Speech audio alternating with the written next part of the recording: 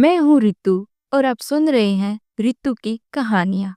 आज की कहानी शुरू करने से पहले मैं आपसे बस इतना चाहती हूँ कि आप मुझे बताएं कि आप ये कहानी किस टाइम सुन रहे हैं और कहाँ से सुन रहे हैं। प्लीज़ कमेंट बॉक्स में ज़रूर बताइएगा। मैं पिछले कुछ दिन से इस कहानी पे काम कर रही हूँ। ये कहानी है शमशान की भूतिया कहानी। तो चलिए स्टोरी स्टार्ट करते हैं। राजू एक साधारण लड़का था जो गांव में बिजली का काम करता, दिन भर तार जोड़ता और बल्ब ठीक करता। लेकिन वह एक बात से हमेशा डरता, शमशान घाट। गांव के बाहर एक पुराना शमशान घाट था जिसे लोग भूतों का डेरा कहते।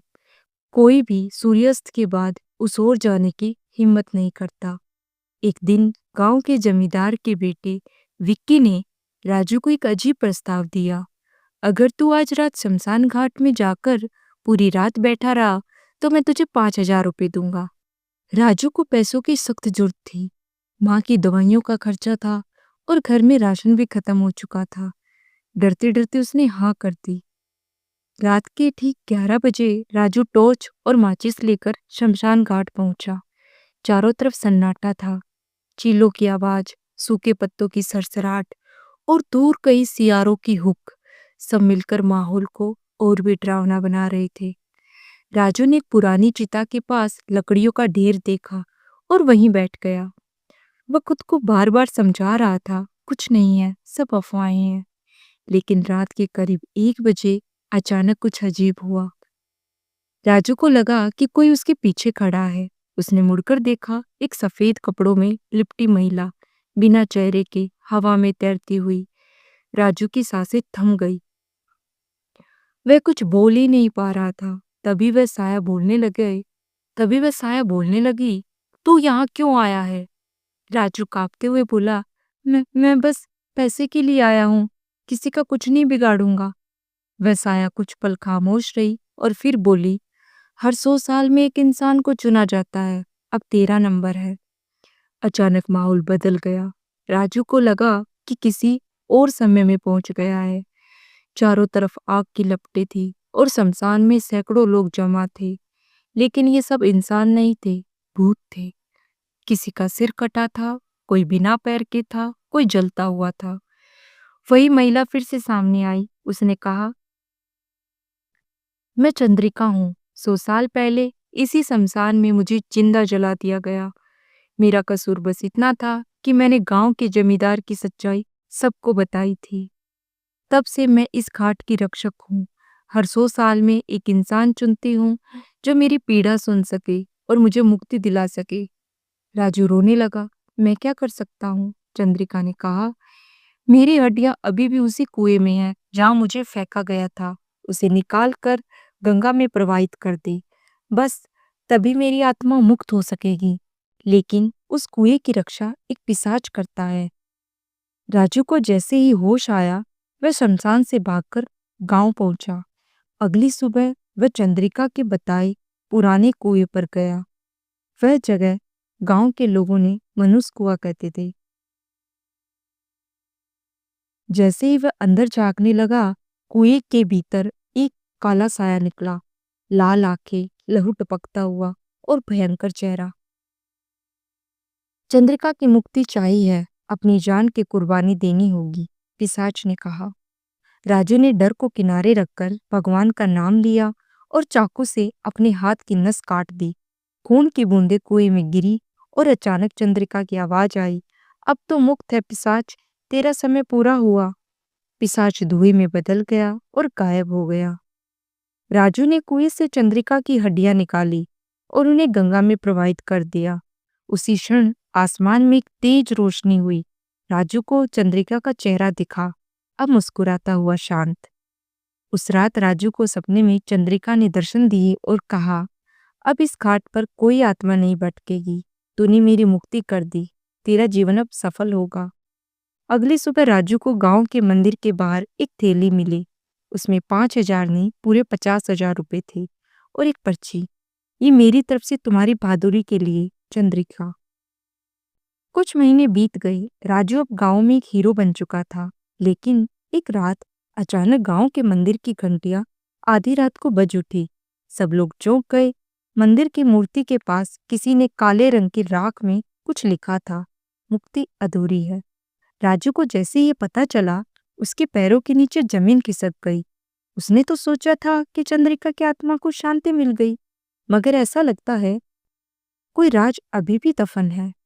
राजू उसी रात फिर शमशान घाट गया। वहां सब कुछ पहले से भी ज्यादा भयानक था। हवा में अजीब सी गंध, सूखी हड्डियों की खड़क और अचानक एक तेज चीख। एक बार फिर चंद्रिका की आत्मा प्रकट हुई, लेकिन इस बार बहुत कमजोर और सुनहरी नहीं, बल्कि काली लपटों से घिरी हुई। राजू, उसने कांपती आवाज में कहा, तूने मुझे गंगा में विसर्जित तो किया, लेकिन मेरी राख का एक हिस्सा शमशान की जमीन में दफन है, और उसी राख से अब अग्नि पिशाच जन्म ले रहा है। अग्नि पिशाच की उत्पत्ति। शमशान की गहराइयों में, जहां पहले कभी चंद्रिका की चिता जलती थी, अब वहां एक काली दरार खुल गई थी। उसी दरार से धीरे धीरे अग्नि पिशाच निकल रहा था। उसके पूरे शरीर से आग की लपटें निकल रही थी। उसकी आंखें अंगारों जैसी चमक रही थी। हर 100 साल में एक रक्षक और एक भक्षक जन्म लेते हैं, चंद्रिका ने कहा। मैं रक्षक थी, अग्नि पिशाच भक्षक। अब उसे रोकना तेरे हाथ में है। राजू को समझ आ गया, उसकी परीक्षा अब शुरू हुई है। चंद्रिका ने बताया कि अग्नि पिशाच को रोकने के लिए शमशान के प्राचीन द्वार को बंद करना होगा, जिसे सिर्फ मरघट की चाबी से बंद किया जा सकता है। ये चाबी शमशान के पुराने पुजारी की कब्र में दबी है। राजू कब्र की ओर बढ़ा। अचानक उसकी टॉर्च बुझ गई। काले साए और उसके चारों ओर मंडराने लगे, लेकिन उसने डर को हराया। कब्र की मिट्टी खोदने लगा। कुछ ही मिनटों में उसे एक लोहे की काली चाबी मिली। छूते ही वह जलने लगा। राजू चाबी लेकर प्राचीन द्वार पर पहुंचा, लेकिन वहां अग्नि पिशाच पहले से ही मौजूद था। उसने आग की लपटें उगली, जमीन कांपने लगी। राजू ने अपने खून से बनी माला चाबी पर लपेटी। वह एक रक्त प्रवाहित चाबी बन गई। जैसे ही उसने द्वार में चाबी डाली, पूरा शमशान कांप उठा। अग्नि पिशाच चीखने लगा, नहीं, मैं अधूरा हूं, मुझे पूरा होना था, मुझे मानव शरीर चाहिए था। राजू ने चाबी घुमाई और द्वार हमेशा के लिए बंद हो गया। अग्नि पिशाच शमशान की दरारों में समा गया।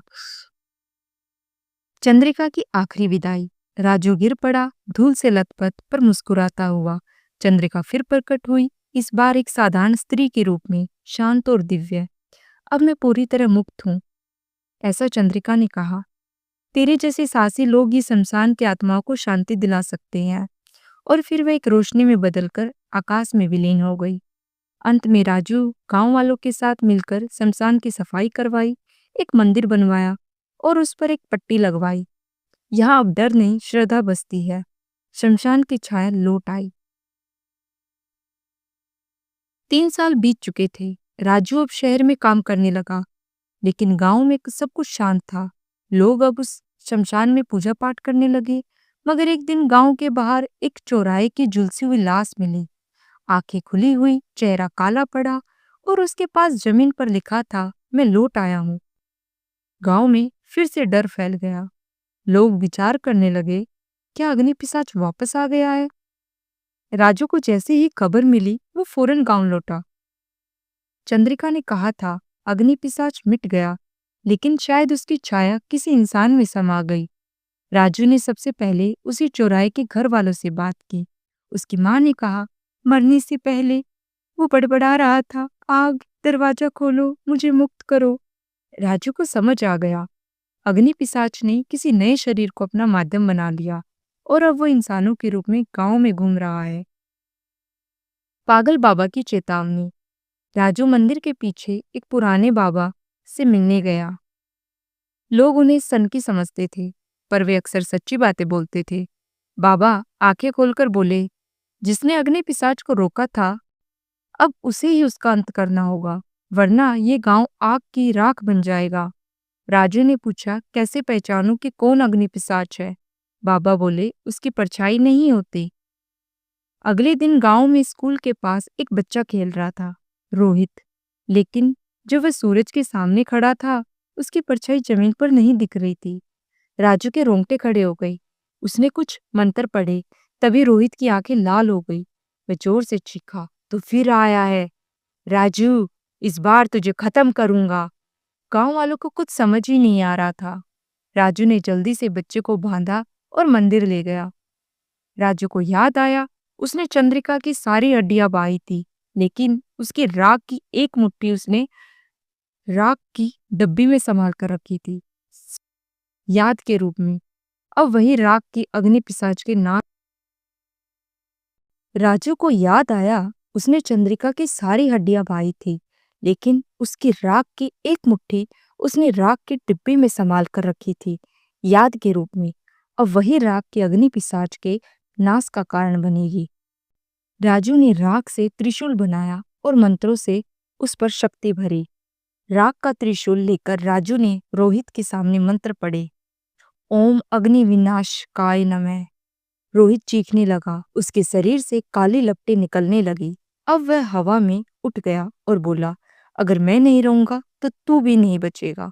राजू ने त्रिशूल उसकी छाती में घोंपा। एक जोरदार धमाका हुआ। रोहित बेहोश होकर गिर पड़ा, पर बच गया। अग्नि पिशाच की आत्मा काले धुएं में बदलकर हवा में गायब हो गई। राजू ने गांव के बाहर एक नई समाधि बनवाई, उस जगह जहां चौराहे की लाश मिली थी। वहां राख की अंतिम बूंदें रखी और कहा, अब तू कभी वापस नहीं आएगा। गांव ने उसे रक्षक का दर्जा दिया।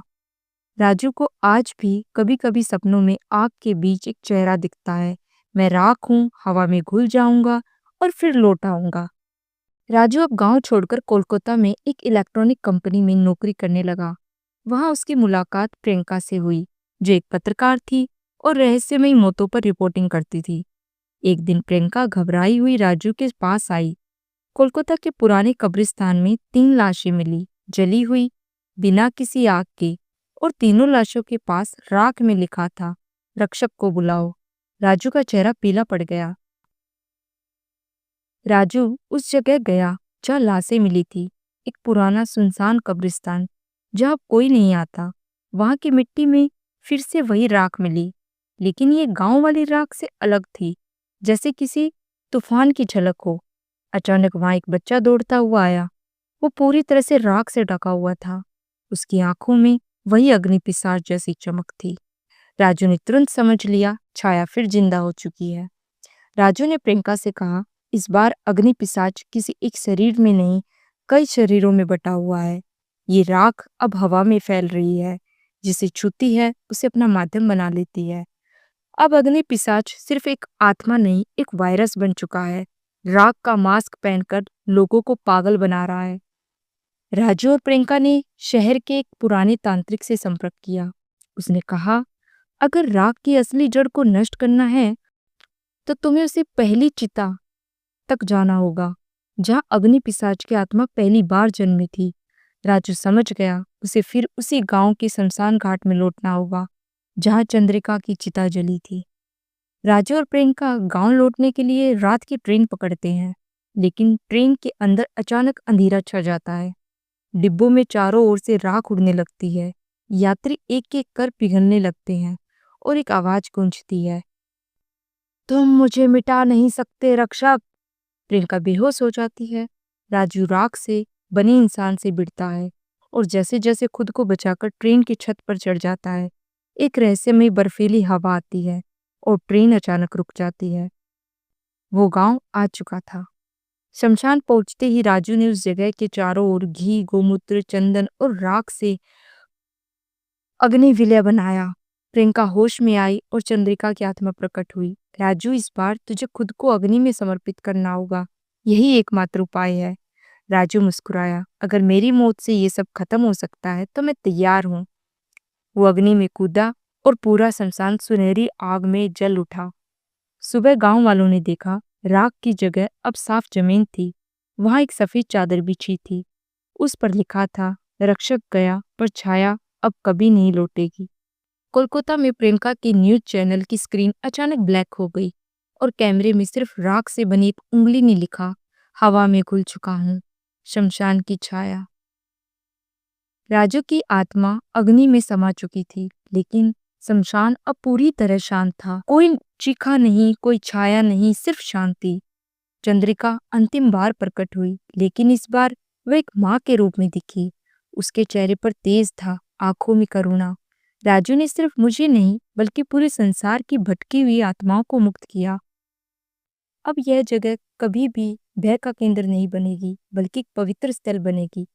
गांव वालों ने उस जगह पर एक मंदिर बनवाया, रक्षक मंदिर, जिसमें कोई मूर्ति नहीं थी, सिर्फ एक अग्नि विलय और एक छोटी सी राख की कलश रखी गई। प्रियंका ने राजू पर एक डॉक्यूमेंट्री बनाई, शमशान का रक्षक, जो लाखों लोगों ने देखी। लोग डरना बंद कर चुके थे। अब वे आत्माओं से नहीं, अपने भीतर के डर से लड़ना सीख चुके थे। वर्षों बाद जब प्रियंका बूढ़ी हो चुकी थी, एक बच्ची ने पूछा, क्या अग्नि पिशाच वाकई खत्म हो गया? प्रियंका मुस्कुराई और बोली, जब तक दुनिया में नफरत है, डर है, राख कभी पूरी तरह ठंडी नहीं होती। पर जब तक रक्षक जैसे लोग हैं, छाया कभी हावी नहीं होगी। और वह राख की कलश एक पेड़ के नीचे रख आई, जहाँ सूरज की रोशनी सीधे पड़ती थी। ये स्टोरी आपको कैसी लगी, मुझे कमेंट बॉक्स में ज़रूर बताइए। मेरे चैनल को प्लीज़ सब्सक्राइब कीजिए। आपके सब्सक्राइब करने से मुझ में मोटिवेशन आता है। Thank you.